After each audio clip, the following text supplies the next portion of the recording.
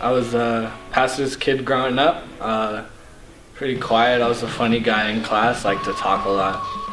Never really listened to my teachers that much. I was a college student, but I was a person who wanted to follow what everyone else told me to do, and I was struggling with it. I wasn't enjoying it. It was a very worldly college. People were inviting me to parties. I always started hanging out with one of my really close friends and smoking a cigarette one day, smoking a Black and Mild the next day, the next time we hung out, and it kept leading on and on and on to the point where I had marijuana put in my face. And I was at a place where I really needed the Lord, and I needed the love of the Lord, and I needed encouragement, and I needed a friend, and someone to point me in the right direction, to allow me to be me.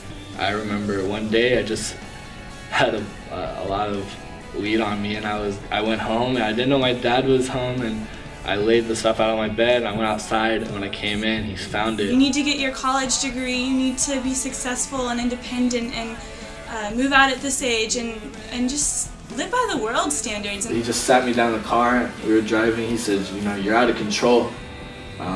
We don't know what to do with you anymore.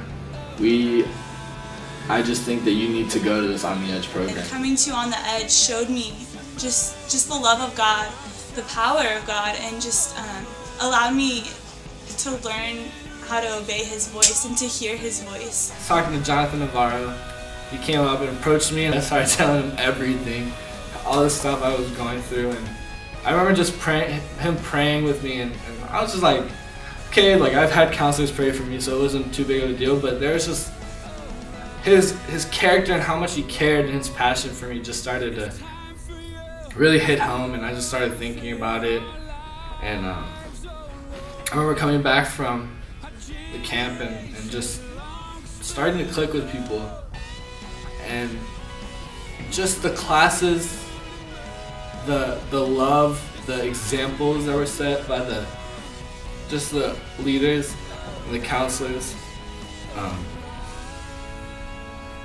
Man, it just really spoke to me, that was the greatest